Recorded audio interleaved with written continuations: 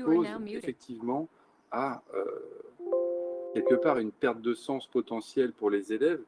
Et donc ce sens, il faut le construire avec eux. C'est-à-dire que si on modifie certains aspects de la pratique de référence, il faut qu'ils comprennent bien quel est l'intérêt et pourquoi on joue au foot de cette manière-là précisément.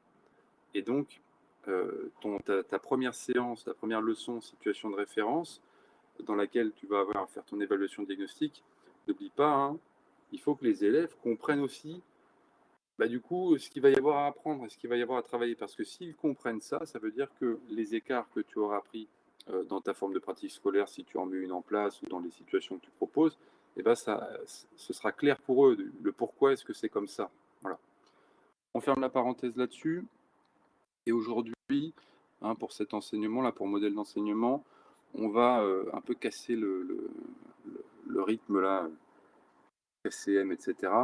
Et aujourd'hui, on va plutôt l'envisager comme une parenthèse TD dans le déroulement, un petit peu avant l'enchaînement de DTD de fin de cours là, sur cet enseignement-là, pour essayer de faire une transition vers ce qui va nous organiser. Alors aujourd'hui, c'est plutôt un temps de TD, et la semaine prochaine, on repart sur un temps de CM au regard de la thématique qu'on va avoir isolée aujourd'hui et sur laquelle je vais vous demander d'aller travailler de votre côté avec un certain nombre d'outils que j'ai mis à votre disposition. Donc aujourd'hui, on casse un peu le rythme et on reprécise la direction dans laquelle on va aller ensemble pour la suite de cet enseignement-là. Je vous rappelle quand même que l'enjeu, il est de glisser tranquillement vers l'épreuve d'écrit 2. Et on va prendre cette épreuve d'écrit 2, pas dans toute sa complexité, hein, on va y aller par étapes, et puis on verra jusqu'où on va, mais pas dans toute sa complexité au départ. Donc, à un premier niveau, construire une réflexion qui lie théorie, pratique pour répondre à un sujet. Dans l'épreuve d'écrit 2, normalement, en plus de ça, il y a une fiche contexte qui est donnée au candidat. Il a le sujet et la fiche contexte, et il doit répondre à la question posée par le sujet en s'appuyant sur la fiche contexte. Et dans le sujet, c'est précisé comme ça, en tant que de besoin, c'est-à-dire s'il a envie. Dans l'idée, il est attendu des candidats qui s'appuient sur ça pour alimenter l'argumentation. Bref, nous, on va l'envisager dans une version un peu plus soft de l'épreuve d'écrit 2 pour le moment, sur le format un petit peu comme l'année dernière, le sujet de MTPU, ou comme un sujet plutôt classique de dissertation, c'est-à-dire une question de réflexion qui est posée, et il faut produire une réponse argumentée avec une introduction, un développement, une conclusion. Voilà comment on va l'envisager dans un premier temps. Parce que de toute façon, même si on est amené à un moment donné à mobiliser des données contextuelles en parallèle du sujet, etc., ça ne change pas le fond de l'épreuve. On reste toujours dans cette attente-là envers le candidat de produire une réponse argumentée, introduction, développement, conclusion. En guise de transition vers la suite, hein, donc nos deux premiers CM, ou les premiers CM, ils étaient orientés sur la question des émotions, plutôt côté enseignant, donc chez l'enseignant novice, chez l'enseignant débutant, en montrant la place des émotions chez l'enseignant novice. Toute l'importance des émotions comme élément qui guide l'action, comme élément fondamental à prendre en compte dans une leçon, etc., etc. Donc une focale plutôt sur l'enseignant. La transition, on va l'opérer dans le sens d'aller s'intéresser plutôt aux élèves, et donc à la prise en compte de celle des élèves et plus seulement de celle des enseignants. Et donc la direction qui va nous organiser pour la suite de ces cours-là, elle va notamment se focaliser là-dessus. Je vous avais mis notamment dans la conclusion du CM, je crois, un exemple de sujet d'écrit 2, enfin celui qui était le sujet d'écrit 2 du CAPES 2016, dans lequel la question était justement celle-ci, la prise en compte des émotions des élèves pour favoriser les apprentissages, etc. Cette question-là, elle est un peu plus large que celle qu'on va envisager nous, en tout cas que celle que j'ai choisi d'envisager avec vous. On va recentrer parmi les émotions sur une thématique un peu plus précise, qui est celle du plaisir des élèves en éducation physique. Avec cette question simple, une question posée depuis déjà quelques années maintenant, est-ce que le plaisir des élèves en EPS, c'est futile ou c'est nécessaire? Est-ce que c'est quelque chose qui est très à la marge, très périphérique, ou est-ce que c'est quelque chose qui est fondamentalement indispensable? Question du plaisir des élèves. Donc on va recentrer, hein, si on reste sur notre cap un petit peu, hein, la question des émotions côté enseignant vers côté élève.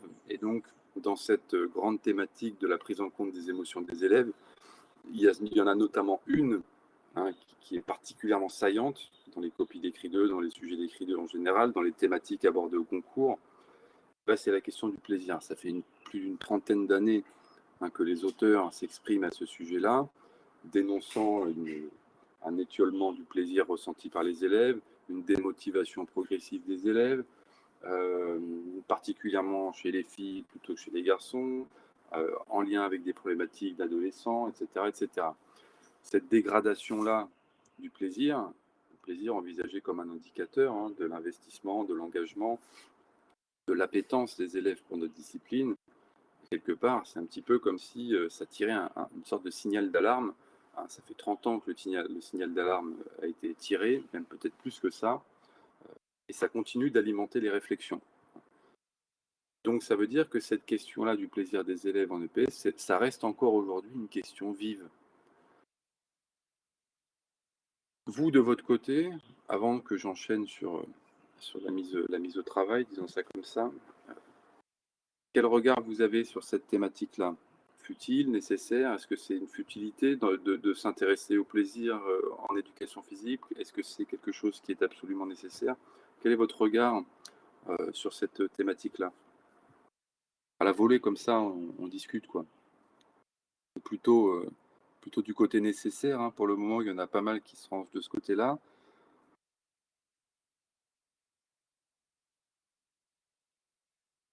Donc nécessaire pour Marc, nécessaire pour Cella, pour les autres, nécessaire aussi, indispensable même, dirait Bastien, en allant plus loin. Donc effectivement, on a, hein, là, pour la plupart de ceux qui s'expriment du moins, plutôt une balance, hein, qui penche du côté du nécessaire. La question qu'il faut se poser, c'est pourquoi? Pourquoi est-ce qu'on considère spontanément que c'est quelque chose de nécessaire, voire d'indispensable? Eh bien, en écrit 2, hein, si dans la vie de tous les jours, on peut simplement être amené à se positionner comme ça en disant, ben voilà, moi j'estime que c'est très important, etc., etc. Voilà, point. J'ai pas argumenté, j'ai pas défendu mon point de vue, j'ai juste donné ma position sur cette question. Dans l'épreuve d'écrit 2, il va falloir expliquer pourquoi est-ce que c'est nécessaire. Et puis, quelque part, et là c'est un peu une provocation, hein, mais quelque part, au concours, alors il faudrait qu'il soit extrêmement brillant, hein, mais au concours, entre deux candidats, si l'un défend vaillamment, de manière argumentée, etc., que le plaisir en EPS, c'est loin d'être une nécessité et ça s'apparente davantage à une futilité, parce que ce qui compte pour apprendre, c'est pas prendre du plaisir, c'est produire des efforts. Les efforts, c'est pas agréable, mais c'est ce qui permet d'accéder au progrès. Et le progrès, c'est véritablement là que se situe la satisfaction, etc., etc. Quelqu'un qui voudrait défendre cette position-là en disant non, non, le plaisir immédiat, le plaisir des élèves, en fait, ils veulent faire ci, mais le lendemain, ils veulent faire autre chose, et puis sur le lendemain, encore autre chose. Donc, si on s'attache à tenir compte du plaisir des élèves, ben, en fait, on fait du zapping. Et donc, on fait des éternels débutants, on change d'activité au gré de leurs envies, on change de situation quand ils en ont marre alors qu'ils n'ont pas eu le temps de progresser. Bref, donc on pourrait défendre avec une certaine ardeur la question du plaisir comme non pas une nécessité, mais plutôt une futilité, hein, une espèce de satisfaction d'un caprice, quoi. Je caricature, et puis comme ce n'est pas mon avis sur la question, j'aurais un peu de mal à le défendre. Mais j'essaye de vous montrer, hein.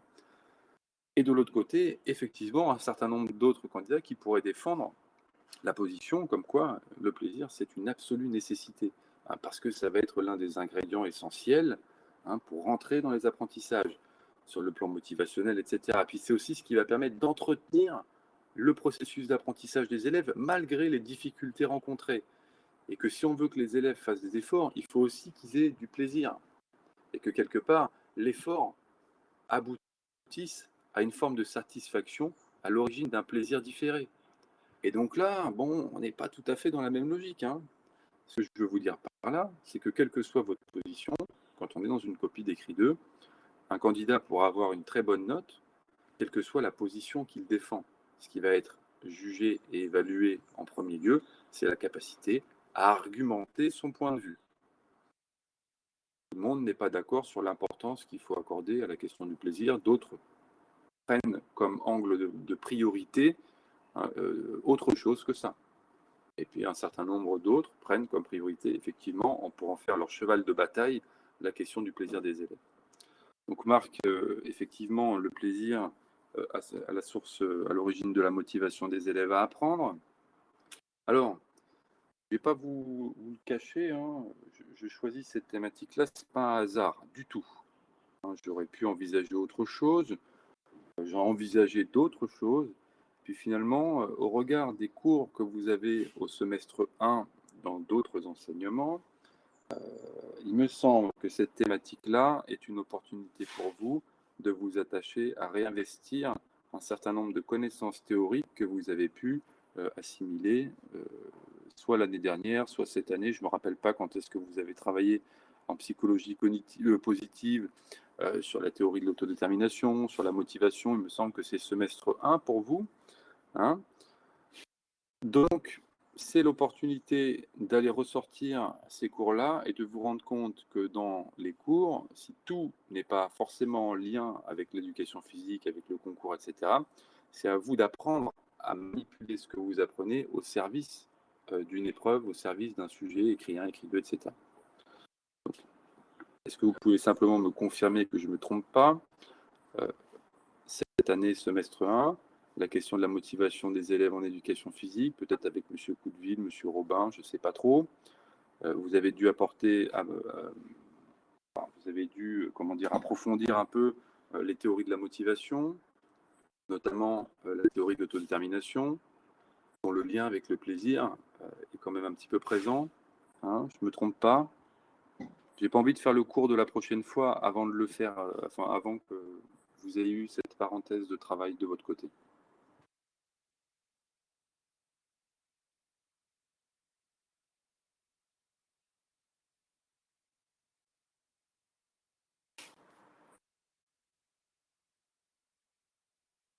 Donc, a priori, vous avez quand même, merci Joy, vous avez un certain nombre de connaissances qui vous permettent de ne pas être totalement vierge sur cette thématique-là, en termes de réflexion.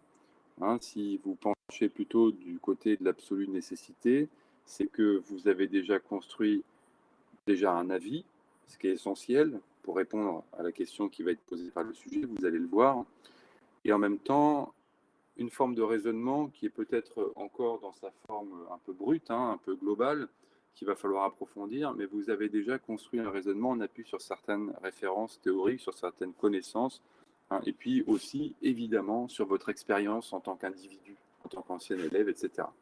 Donc, vous avez déjà un bagage. Ce bagage-là, peut-être que ce que je vais vous dire ne va pas être une stricte application de ce que vous avez vu en cours théorique avec M. Coudeville, par exemple. Hein. Peut-être que l'angle qu'a choisi M. Coudeville, c'est plutôt celui de la motivation, donc les théories de la motivation. Mais je vais vous poser une question toute simple. Hein. La motivation, dans quelle mesure est-ce qu'elle se superpose avec le plaisir? Est-ce que motivation, plaisir, émotion, tout ça, c'est la même chose? Ou est-ce qu'il n'y a pas, à un moment donné, possibilité d'organiser ça de manière un peu plus précise? Est-ce qu'on est motivé parce que ça nous fait plaisir? Est-ce que le plaisir déclenche la motivation? Que motivation et plaisir, finalement, c'est la même chose? Est-ce que le plaisir uniquement permet d'entretenir la motivation à moyen terme, à long terme? Et si oui, bah, sur quoi on peut s'appuyer pour le dire?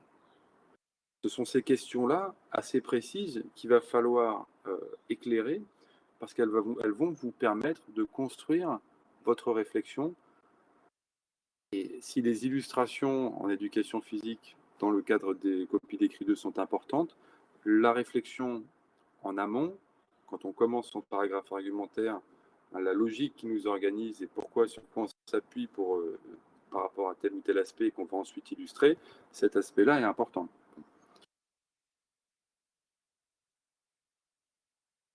De manière assez globale, pour un petit peu vous mettre sur les rails sans aller marcher sur le terrain de la psychologie positive et de la théorie de l'autodétermination, mais de manière beaucoup plus pragmatique, hein.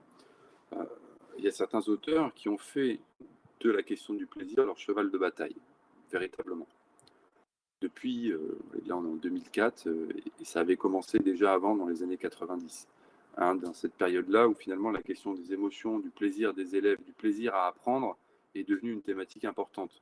On se rend compte que les élèves se dégoûtent de l'école, apprennent par contrainte mais pas par plaisir, et que finalement apprendre est perçu comme quelque chose de douloureux, de pénible, alors que finalement, est-ce que l'ambition de l'école, à un moment donné, c'est pas d'essayer de donner du plaisir à apprendre et d'amener les élèves à percevoir que apprendre de nouvelles choses, c'est satisfaisant, c'est plaisant d'apprendre des choses. C'est pas juste pénible et prise de tête, quoi. En éducation physique, cette réflexion sur le plaisir qui a traversé un certain nombre de disciplines, on l'a retrouvée aussi. Ces deux citations-là permettent de mettre en perspective toute l'intensité, toute l'importance de cette thématique-là en éducation physique. Une thématique encore très présente aujourd'hui. La construction d'une relation de plaisir à la pratique des APS, on dirait APSA aujourd'hui, hein, doit être considérée comme l'acquisition fondamentale en EPS, conditionnant toutes les autres acquisitions, leur réinvestissement et en définitive leur utilité sociale. Quand Delinière et Garceau disent ça, on a l'impression que là, du coup, le plaisir, c'est le truc ultime, c'est le truc incontournable. Il faut absolument que les élèves qui sortent des cours d'éducation physique aient construit cette relation de plaisir, parce que s'ils n'ont pas de plaisir, ils n'apprendront rien. S'ils n'ont pas de plaisir, ils ne réinvestiront pas ce qu'ils ont appris. Et donc, s'ils n'ont pas de plaisir et qu'ils ne réinvestissent pas ce qu'ils ont appris, ça veut dire que notre discipline, elle ne sert à rien. En arrière-plan, c'est ce qu'explique Delinière et Garceau. Pour eux, la question du plaisir, elle est fondamentale, parce que les élèves qui vont trouver du plaisir en éducation physique, ça va les aider à apprendre, mais ça va aussi les amener à avoir cette envie de prolonger hors de l'école ce qu'ils auront potentiellement découvert à l'intérieur de l'école. Et pour Delinière et Garceau, leur conception de l'éducation physique, elle se situe ici. Les élèves, un prof de PS qui a réussi, c'est un prof de PS qui a permis aux élèves de découvrir des activités et qui, en tant que jeune, futur adulte, etc., va prolonger sa pratique hors de l'école. Quand un élève est dans cette configuration-là, c'est que, pour devenir un garçon, le prof de PS a réussi sa mission essentielle. On parle de finalité, d'objectifs, de champ d'apprentissage, de tout le bazar institutionnel. Hein, je vous expliquais, les conceptions de l'éducation physique, on en a. On a la conception institutionnelle, hein, de ce qui nos attentes de l'institution envers nous, et puis ensuite, chaque enseignant se forge un peu sa propre conception à l'intérieur de ça. Delinière et Garceau, et Delinière en particulier, sa conception, c'est celle-ci, quoi. L'ambition de l'éducation physique, sa mission fondamentale, c'est quoi? C'est de faire en sorte que les élèves aient envie de continuer de faire des activités physiques et sportives en dehors de l'école, pour un ensemble de raisons que je ne vais pas détailler là, puisque je vais vous inviter à aller les chercher de votre côté, pour le moment. Et en même temps, si cette relation au plaisir apparaît comme quelque chose d'essentiel, de fondamental, qui permet à un moment donné, c'est ces petites émotions plaisantes, c'est ce petit plaisir dans la leçon de PS qui, à un moment donné, si on tire le fil jusqu'au bout, permet à la discipline de rester utile dans la société, dans l'école, etc. Ce fil-là, c'est quelque chose de très important, hein. En tout cas, c'est le point de vue de ces auteurs-là. Ils avancent aussi, ils précisent aussi, hein, qu'il n'existe pas de relation évidente, essentielle, entre EPS et plaisir. Essentiel, ça veut dire par essence, pas essentiel au sens importante. Attention, hein, le sens des mots dans les citations, quand on sort du contexte de la phrase, on pourrait plus comprendre ce qui est dit, hein. Là, il n'existe pas de relation évidente, essentielle, c'est-à-dire par essence, au sens d'une logique essentialiste, c'est-à-dire par nature, en fait, hein, par nature. Il n'existe pas de relation évidente entre EPS et plaisir. Cette relation est à construire dans la logique didactique de conception des contenus et dans la gestion pédagogique des sciences. Autrement dit, si Delinière et Garceau mettent en avant toute l'importance de la notion de plaisir en éducation physique, parce que ça conditionne à la fois les apprentissages à court terme, sur l'investissement dans les apprentissages à court terme, le réinvestissement ou l'implication dans les apprentissages à moyen terme, tout en conditionnant le réinvestissement des acquis à long terme hors de l'école. Et c'est là, effectivement, tu abordes une thématique, hein, la motivation continuée. Qui est-ce qui a parlé de ça? C'est là, est-ce que tu te rappelles l'auteur qui parle de motivation continuée? Alors, essaye de te souvenir. Dans le cours, vous avez parlé de ça. Est-ce que tu peux expliquer assez rapidement, hein, qu'est-ce que ça veut dire la motivation continuée?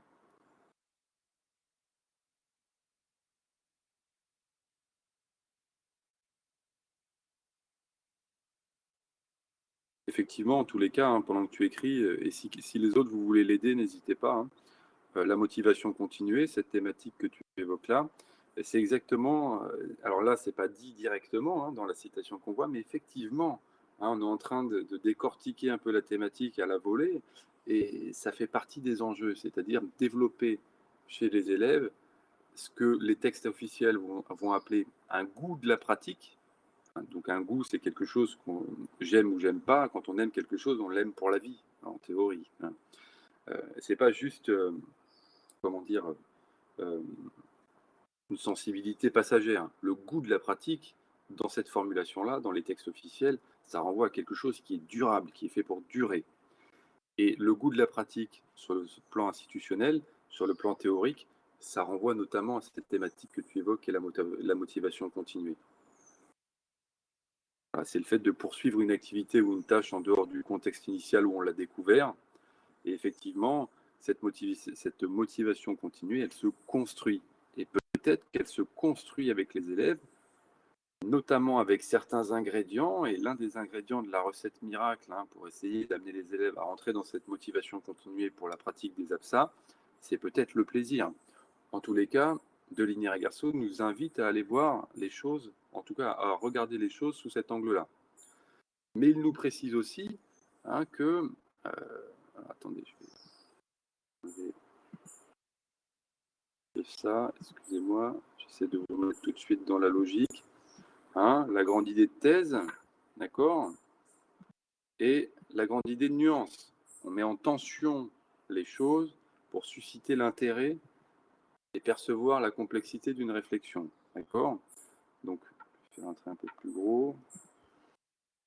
Ce que nous disent Delinière et Garceau, c'est qu'effectivement, si cette idée-là peut apparaître comme quelque chose de fondamental, hein, c'est loin d'être évident.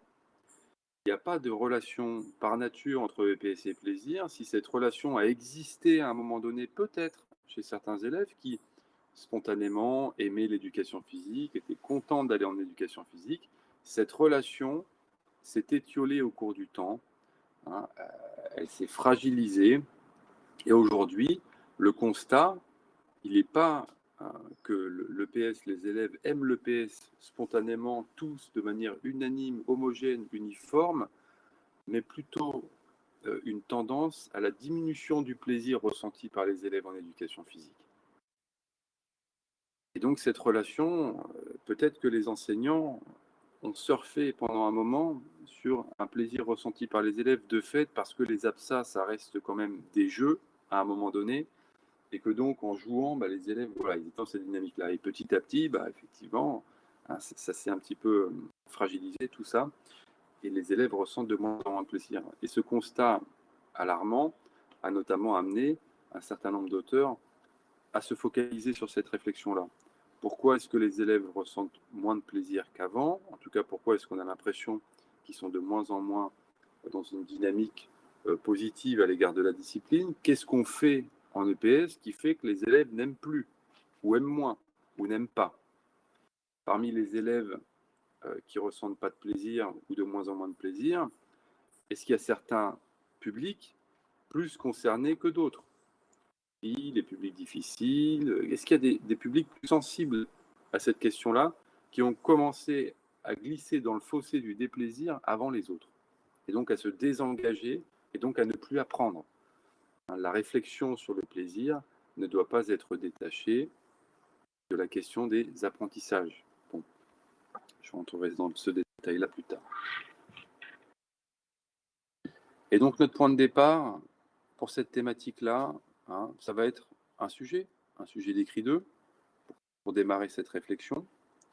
Notre sujet d'écrit 2, vous l'avez sous les yeux. Je laisse le lire, on le lit ensemble. En quoi et comment la prise en compte du plaisir des élèves peut-elle contribuer à favoriser les apprentissages en EPS et leur investissement en dehors de l'école? Sujet très classique, un sujet qui zoome sur une thématique précise, la question du plaisir en lien avec les apprentissages. En quoi, comment et ce qui se passe en EPS, ce qui se passe hors de l'école. On est typiquement dans une réflexion d'écrit 2, à tous les niveaux. Et on va le préciser pourquoi. Est-ce que ça pose des problèmes de compréhension pour ce sujet-là? Est-ce qu'on peut commencer peut-être à faire des remarques ensemble?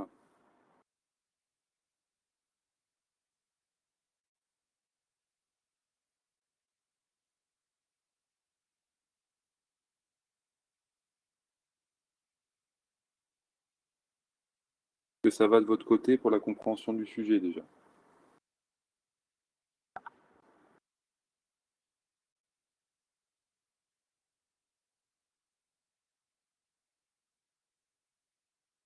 Il est clair, il est simple. Simple, non pas qu'il n'est pas, qu'il est pas, comment dire, ça ne veut pas dire facile, hein. Simple, ça veut dire que si on doit le modéliser, et je vous invite à le faire, quelque part, on a deux bulles, quoi. On va avoir la bulle à gauche. Ah, j'ai pas de diapo blanche, mince. La bulle à gauche, le plaisir des élèves en EPS.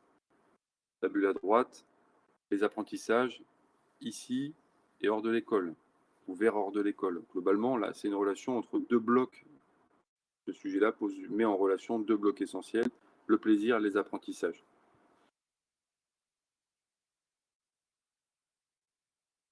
Le sujet du CC, en fait, il y a deux CC, Joy. Il y en a un, c'est moi, puis il y en a un, c'est pas moi, je crois.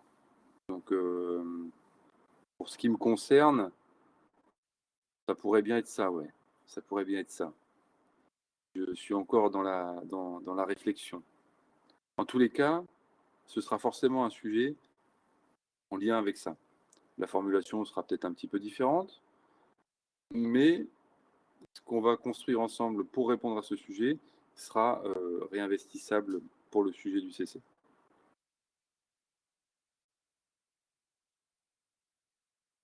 Mais dans l'idée, effectivement, on va être sur cette trame-là, encore une fois.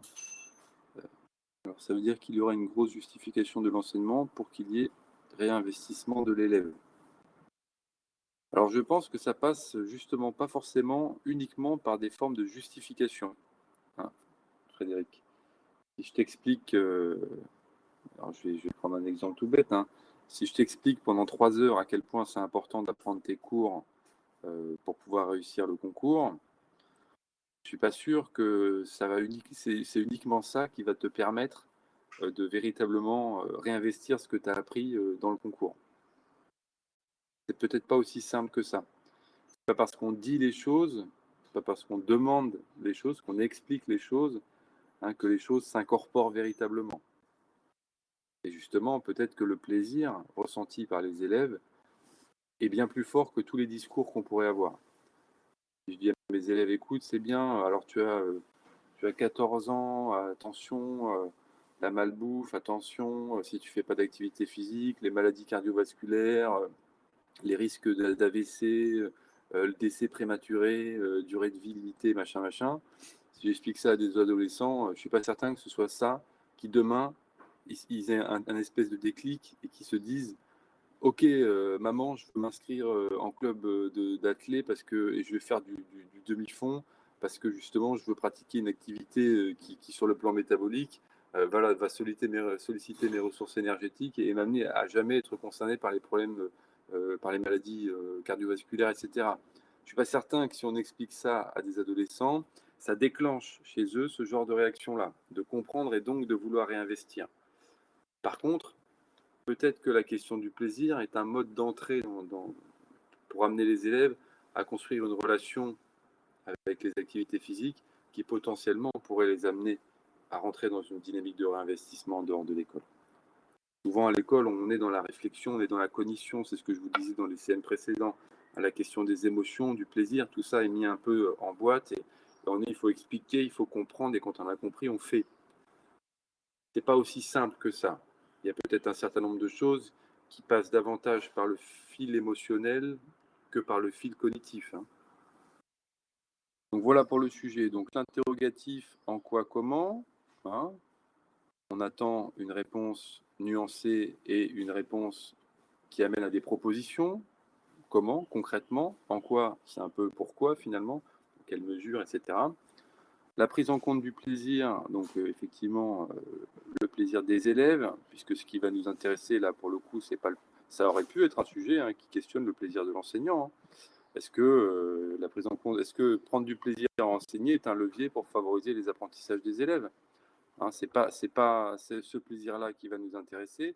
Nous, celui qui va nous intéresser, c'est celui ressenti par les élèves en cours d'éducation physique. On est sur un mot de liaison, enfin sur un enchaînement de mots de liaison dans ce sujet-là. On va mettre un peu plus petit. Voilà. Contribuer à favoriser, hein. Peut-être que le plaisir ne fait pas tout.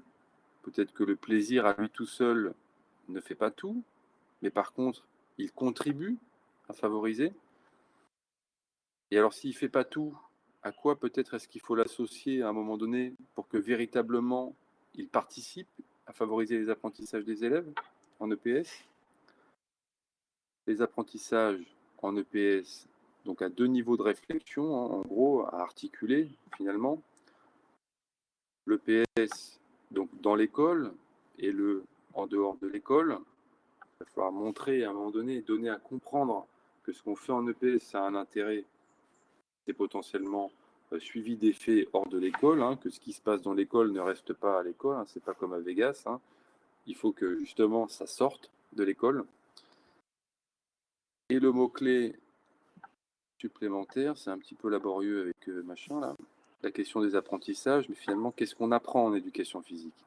Est-ce que ces apprentissages, ils sont de fait porteurs de plaisir ou au contraire, effectivement, ils amènent aussi des formes de déplaisir, ils nécessitent de faire des efforts? Et comment est-ce qu'on va jongler avec le plaisir, l'effort, avec le plaisir, des plaisirs, avec la satisfaction, insatisfaction? Comment est-ce qu'on va jongler avec tout ça en éducation physique? Et finalement, est-ce qu'apprendre, c'est pas nécessairement aussi, à un moment donné, accepter le déplaisir momentanément pour avoir cette satisfaction réelle de progresser? Bon, on va rentrer dans le détail pour le moment. Donc le sujet est à peu près clair, j'ai l'impression.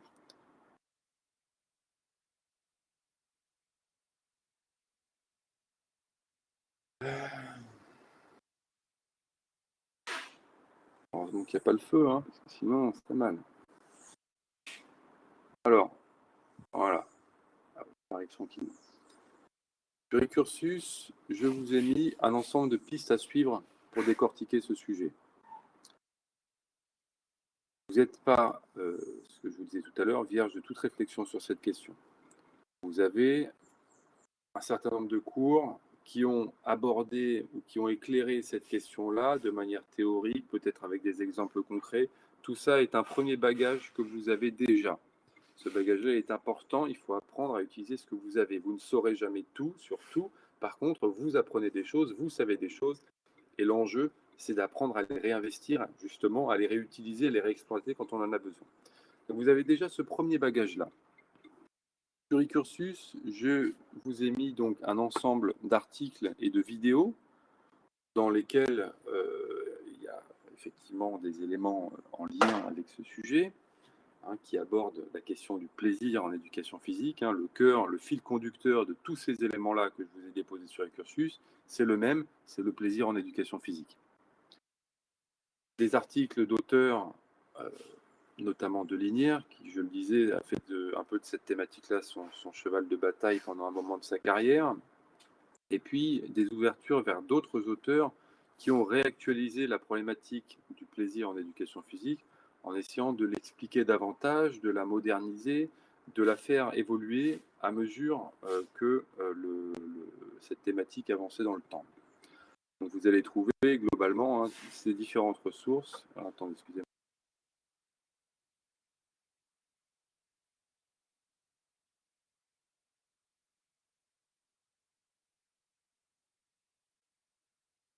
Donc, vous avez à disposition ces différents outils, ces différentes pistes à suivre. Il y en a beaucoup. Le but du jeu, c'est pas de se dire il faut que je fasse tout, il faut que je lise tout, il faut que je regarde tout. Chacun prend le chemin qu'il veut dans ces différentes ressources. Je vais lire cet article-là et celui-là, et puis je vais regarder cette vidéo-là. Je vais regarder les 3 vidéos. J'ai pas envie de lire. Les vidéos, ça me saoule. En plus, voilà, donc je vais plutôt lire 4 articles et essayer de voir un peu quels sont les éléments apportés, quelles sont les réflexions déployées par les auteurs au sujet de cette thématique-là. Donc le but du jeu, c'est pas de lire tout, de regarder tout. S'il y en a qui se sentent en mesure de le faire, c'est forcément mieux. Et vous allez vous rendre compte que d'un article à un autre, il y a des points de convergence dans les réflexions qui sont menées. Ces points de convergence vont potentiellement vous intéresser parce qu'ils vont venir alimenter votre propre réflexion.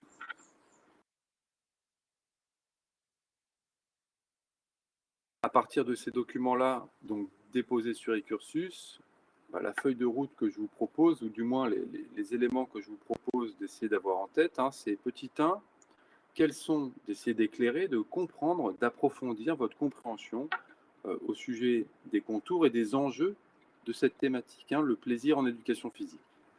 Donc mieux comprendre les enjeux et les contours de cette thématique-là. Est-ce que le plaisir, c'est pour le plaisir, ou est-ce que le plaisir, c'est aussi par rapport à d'autres enjeux plus importants? Est-ce qu'il y a certains... Non, non, c'est pas le plan, c'est là, du tout, c'est juste la trame de travail. C'est-à-dire, qu'est-ce que vous devez avoir en tête en naviguant dans ces différentes ressources-là? On les lit, on les regarde, on les écoute, mais pourquoi faire? Pourquoi faire? Petit 1, pour mieux délimiter et identifier les enjeux de cette thématique en éducation physique. Le plaisir, c'est pas pour juste qu'ils sortent avec un sourire du cours de PS. S'il y a des auteurs qui se sont creusés la cervelle pendant plus de 30 ans sur cette question-là, c'est pas simplement pour que les élèves sortent avec un sourire. C'est peut-être parce que ce simple sourire est potentiellement révélateur et annonciateur de beaucoup de choses. Donc il y a des enjeux associés à cette thématique, et dans ces articles-là, vous allez vous être en mesure de les découvrir pour certains, de vous les approprier mieux pour d'autres, etc. Quels sont les axes de réflexion des auteurs au sujet de cette thématique? Autrement dit, concrètement, qu'est-ce qui est important? Pourquoi le plaisir est important? En quoi le plaisir des élèves en éducation physique est potentiellement en mesure de favoriser les apprentissages des élèves? Pourquoi? Concrètement, quel est l'argumentaire? Quelles sont les réflexions? Quelles sont les idées défendues par les auteurs à ce sujet-là? Ces idées-là, elles sont essentielles puisqu'elles vont vous permettre de trouver un chemin pour le plan et pour la problématique. De manière un peu plus pragmatique, peut-être que dans ces articles-là, vous allez trouver certaines définitions des mots-clés du sujet. Apprentissage, plaisir, éducation physique, etc.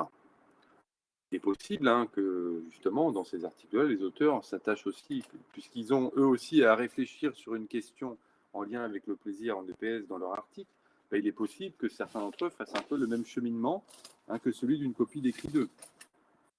On identifie les enjeux, on contextualise la réflexion, etc. Et puis on définit un peu les termes, et puis on donne un petit peu sa grande direction, la direction de la réflexion, une sorte de réponse à la question de pourquoi le plaisir est important en EPS, et peut-être qu'ils proposent même des plans avec des illustrations, certains. Donc définition des mots-clés du sujet. Dans ces différents articles, vous allez pouvoir commencer à remplir votre boîte à outils pour répondre à ce sujet. Je rappelle que le cap, le fil conducteur, c'est pas lire pour lire, c'est lire utile, lire intelligemment, lire réinvestissable. On lit et on écoute des choses parce qu'une question nous est posée dans le sujet, et dans ce qu'on lit, dans ce qu'on écoute, on va aller chercher, on va aller puiser ce dont on a besoin pour le sujet. Peut-être que vous allez aussi commencer à trouver des pistes de problématiques, c'est-à-dire de réponses de manière assez claire, assez formelle, assez formalisée à la question posée par le sujet. Alors, je vous rappelle qu'une problématique, ce n'est pas une question, c'est une réponse, et que la réponse à la question posée par le sujet, il va être nécessaire dans la copie d'écrit 2 d'amener à cette réponse qu'on va apporter grâce à l'introduction, et puis de démontrer la pertinence de notre réponse dans l'argumentation à travers le plan, le développement. Et peut-être même une structure de plan. Certains auteurs vont peut-être proposer des formes de classification en disant, bah voilà, le plaisir en EPS, il est important à court terme, à moyen terme, à long terme. Où il est important pour déclencher l'engagement, pour entretenir l'engagement et pour envisager un engagement à plus long terme. Des structures comme ça qui vous permettraient potentiellement de construire votre plan. Peut-être que ce n'est pas le plaisir en EPS qui est important pour favoriser les apprentissages, mais les plaisirs, des plaisirs différents, peut-être des plaisirs, je ne vais pas trop rentrer dans le détail, sinon ça va biaiser un peu les choses, hein, mais des plaisirs différents qui nous permettraient de dire, ben voilà, il y a le plaisir de cet ordre-là qui va être important pour favoriser, première partie, deuxième partie de cet ordre-là, troisième partie de cet ordre-là. Pour vous donner un exemple simple, il me semble que si vous avez travaillé la théorie de l'autodétermination, vous savez qu'il y a une forme de plaisir qui se construit dans quelque chose lorsque cette chose-là satisfait trois besoins fondamentaux, le besoin de compétence, le besoin, etc., etc. Cette théorie de l'autodétermination, elle nous arrange bien parce qu'elle fonctionne en trois et que nous, on va faire trois parties dans notre plan. Oui. Par exemple, c'est le genre de classification avec un ancrage théorique très solide qui vont permettre de déployer un argumentaire à trois niveaux de réflexion, enfin à trois niveaux, trois axes de réflexion complémentaires autour d'une même question qui est celle de le plaisir à court terme pour un investissement hors de l'école. Et si la prise en compte du plaisir des élèves en EPS pour favoriser les apprentissages et leur investissement en dehors de l'école, on l'envisageait notamment à travers ce filtre-là de la théorie de l'autodétermination, montrant que si on veut susciter le plaisir... Attendez, excusez-moi.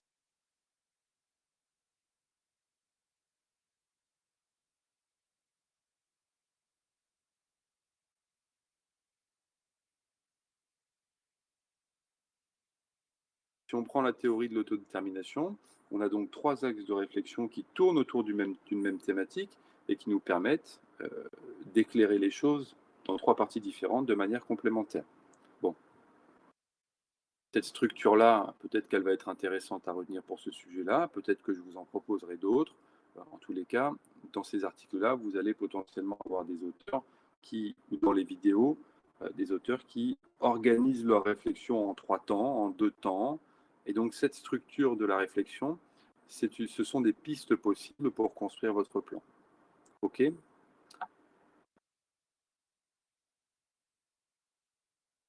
De manière un petit peu photographique, avant de vous laisser entrer dans votre travail de votre côté. Si on schématise un peu le sujet, il y a deux axes de réflexion, parce qu'il y a deux positions philosophiques sur la question du plaisir. Ceux qui considèrent que c'est futile, ceux qui considèrent que c'est nécessaire. Bon. Il va falloir se positionner dans cette question-là. A priori, la position est déjà à peu près claire. Le en quoi, le comment. Le en quoi met l'accent sur la théorie. Le comment met l'accent sur la pratique. La mise en relation théorie-pratique. J'explique, je propose en illustrant ce que j'ai expliqué. Je propose pour illustrer ce que j'ai expliqué. C'est la logique fondamentale dans une copie d'écrit 2. Dans une copie d'écrit 2, dans l'argumentation, les blocs argumentaires sont construits comme ça. En quoi, comment. En quoi, comment. C'est comme ça qu'on construit. J'explique, j'illustre, je propose. Celui qui me lit, qui lit ma copie, voit la pratique réflexive que j'ai sur mon enseignement et les apprentissages des élèves et ma capacité à mettre en œuvre un certain nombre de connaissances académiques et à les mettre potentiellement en application sur le terrain. Voilà. Le plaisir des élèves, thématique centrale pour ce sujet-là. Un levier pour favoriser les apprentissages, on est plutôt dans le ici et maintenant. Un levier pour envisager ou pour favoriser le réinvestissement des acquis hors de l'école, on est plutôt dans le ailleurs et plus tard. On a cette logique qui n'est pas toujours facile à manipuler, le à court terme, moyen terme, long terme, ou le court terme, long terme en tous les cas. Donc il va falloir avoir cette réflexion dans le temps. Dans les copies d'écrit 2, on a aussi souvent, de manière quasiment systématique, hein, des sujets qui amènent les candidats à se positionner non pas uniquement dans la leçon, rappelez-vous ce que je vous ai expliqué, à un instant T, très fermé, très isolé, mais aussi à être capable de déployer une réflexion qui a des ramifications vers la suite, vers le futur, etc. Donc on est classiquement dans un sujet, avec ce sujet-là, qui pose un problème de réflexion de l'épreuve d'écrit 2, sur une thématique pour laquelle vous avez déjà un petit bagage, pour laquelle je vous propose des pistes complémentaires pour approfondir tout ça et être plus à même de suivre la prochaine fois quand on va rentrer dans les choses manière un petit peu plus claire dans ce sujet-là. Voilà. Est-ce que ça va pour vous?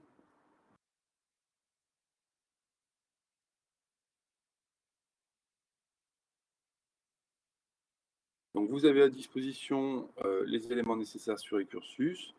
On va s'arrêter là pour ce qui est de la classe virtuelle, que vous puissiez vous libérer de cet espace-là, aller récupérer les documents que vous souhaitez lire, etc. N'oubliez pas, on est dans une logique de copie d'écrit 2, hein, donc les idées essentielles des auteurs, auteur, date minimum. Quand vous si vous faites des fiches, ouais, je ne pars pas tout de suite, Joy, vas-y, hein. Si vous faites des fiches, des articles que vous lisez, bah, effectivement, c'est aussi l'occasion de se les passer entre vous pour faire gagner du temps à tout le monde, hein. Tout faire tout seul, c'est long, mais si on se partage le boulot, ça va plus vite. Je réinsiste là-dessus, mais encore une fois, je ne vous demande pas de tout lire tout seul et de tout regarder tout seul. Je vous demande de vous cultiver sur la thématique, au sens strict du terme, pour être en mesure d'y réfléchir de manière assez fine et assez approfondie. N'empêche que vous avez tout à fait le loisir, hein, de partager votre travail ou de vous partager le travail entre vous, de confronter vos points de vue sur cette question-là, peut-être de mettre en perspective des avis contradictoires, etc. Est-ce que vous devez préparer ça à l'avance? Alors pour le moment, je ne vous demande pas de me rédiger quoi que ce soit, hein, d'accord? Enfin voilà, pour le moment, c'est pas l'enjeu. S'il y en a qui, au fil des lectures, se sentent déjà en mesure de rentrer dans une dynamique, de rédaction, d'introduction, et cetera, beh, allez-y parce que vous allez gagner du temps, c'est une évidence. Après, on n'a pas encore, fixé le cadre méthodo, hein, de l'épreuve d'écrit 2. Je ne vous ai pas encore expliqué, mis à part que c'est introduction, développement, conclusion, hein, les grands repères, les grandes balises de n'importe quel exercice de dissertation sur un sujet de réflexion. Globalement, je ne vous ai pas encore donné quelque part un cadre méthodo pour vous aider. Par contre, effectivement, pour après, Gilliane, tout à fait, hein, l'enjeu n'est pas de maintenir le suspense. On est dans un CC, donc on fait ce qu'on veut. Dans un CT, c'est un peu plus délicat. Hein, c'est pour ça qu'il y a certains enseignements où on peut difficilement, je ne peux pas me permettre voilà, d'être dans cette logique-là. Mais là, on est dans un CC, donc on fait totalement ce qu'on veut. Donc pour la logique après, notre sujet, on va le garder comme fil conducteur. Et effectivement, on va éclairer le cadre méthodologique, alimenter les connaissances et la réflexion sur le sujet. Et puis, il va falloir assembler tout ça pour produire une copie sur ce sujet.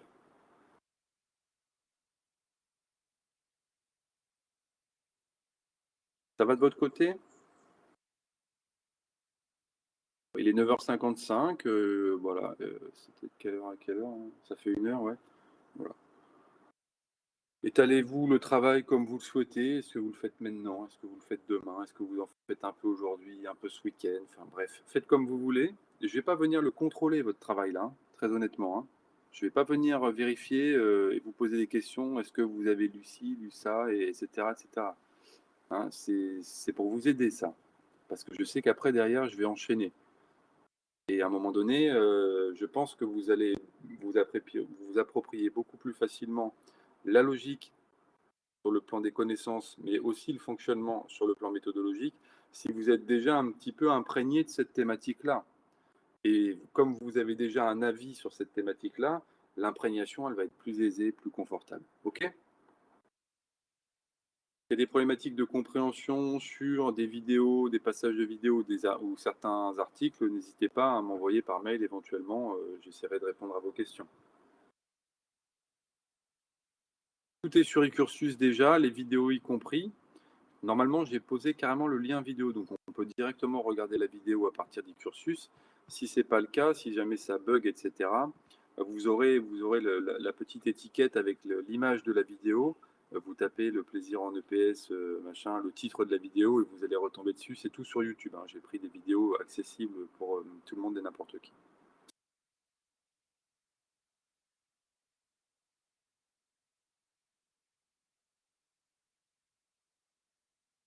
Bien sûr, vous pouvez aussi chercher de votre côté. Je vous invite à le faire, de toute façon. Euh, il y a certains auteurs qui sont importants sur cette thématique-là que je n'ai pas mis dans les articles que je vous ai donnés. Vous allez voir, ça tourne un peu toujours autour des mêmes, hein. Gagnière et la vie, et puis Delinière et Garceau, quoi. Mais il y a d'autres gens qui ont travaillé là-dessus. Hein, il y a Ubaldi qui a travaillé sur la question du plaisir. Ubaldi et Philippon aussi, ils ont travaillé là-dessus. Et ils ont même alimenté la réflexion de manière assez très pertinente. Et donc, je pense que de fil en aiguille, hein, moi, je vous propose un mode d'entrée, mais en fait, voilà, c'est un peu de l'apprentissage méthodologique et social en même temps que, voilà. Je ne veux pas tout vous donner. Il faut aussi que vous appreniez à prolonger ce qui se passe d'un côté pour aller voir ce qui se passe ailleurs par vous-même. Donc, effectivement, il y a largement de quoi trouver différemment, de quoi trouver complémentaire à ce que je vous ai mis. Donc, effectivement, l'idée, c'est faire des fiches si vous le souhaitez, on n'est pas obligé. Moi, de mon point de vue, hein, la logique, elle est de rentrer par le sujet, de lire et de relever dans chacun des documents, ce qui me permet d'avancer dans la réflexion sur les sujets, et notamment dans la formulation d'une problématique, c'est-à-dire une réponse à la question.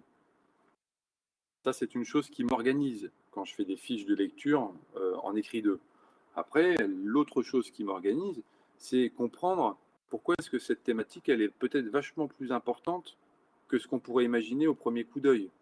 Le plaisir des élèves en éducation physique, oui, bah d'accord, ça va de soi, on n'a pas envie qu'ils se fassent chier, quoi. Voilà. Mais est-ce que c'est juste ça, ou est-ce qu'il y a des enjeux beaucoup plus importants qui sont parfois peut-être pas aussi évidents que ça quand on lit simplement, bah voilà, le plaisir des élèves en EPS. Bah ouais, il faut qu'ils s'amusent, parce que s'ils ne s'amusent pas, bah ils sont pas contents. S'ils sont pas contents, ils nous font suer. S'ils nous font suer, bah nous aussi on n'est pas contents, et tout le monde n'est pas content. Est-ce que c'est que ça, cette thématique-là? Ah, il y a certainement des enjeux plus importants que ça. Peut-être que le plaisir est véritablement, potentiellement, un levier pour favoriser les progrès, les apprentissages, et pas uniquement un levier motivationnel uniquement pour déclencher l'investissement. Hein, il y a des enjeux assez forts aussi vers le long terme. Quels sont les enjeux qui, à un moment donné, amènent la discipline à porter sur son dos cette finalité-là? Dire, il faut que les élèves, hein, ils pratiquent hors de l'école. Ce qui se passe à l'école, il faut que ça déclenche quelque chose à plus long terme.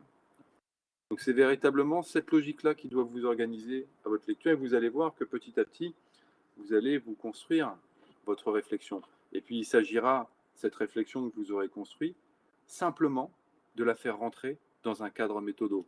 L'introduction, la problématique, l'annonce du plan, le développement, la conclusion. Mais la réflexion, elle sera déjà construite. Il y aura juste à la mettre en œuvre dans le cadre méthodo. OK? Est-ce que ça va pour vous?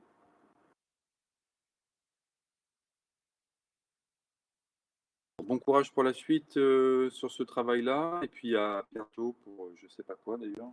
Euh, à la semaine prochaine, je crois. On se voit pas là. N'hésitez pas s'il y a des problématiques de compréhension. Voilà. Et si certains font des trouvailles par eux-mêmes de certains articles, de certains documents, qui vraiment ils sont tombés dessus par hasard et se disent putain, ça c'est ça vraiment, ça répond au sujet, ça peut servir, ça. Allez-y, envoyez-le moi, je vais le déposer sur Ecursus, hein. D'accord? Donc n'hésitez pas. Des articles libres d'accès sur la question du plaisir en éducation physique, il y en a à l'appel. Je vous en ai mis une bonne partie là quand même, mais il y en a à l'appel. Donc si vous en trouvez, là, purée, j'ai lu ça, et vraiment ça répond au sujet là. Là, on est carrément les deux pieds dans le sujet. Et que c'est pas dans ceux que je vous ai mis, et il y en a, voilà, n'hésitez pas. OK? Bonne fin de journée à vous.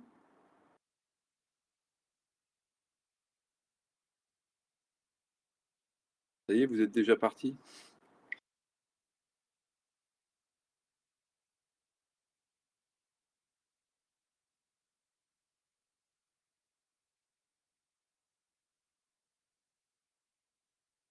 Alors, je vous laisse télécharger tranquillement. Je pense que la double tâche pour l'ordi n'est pas toujours simple.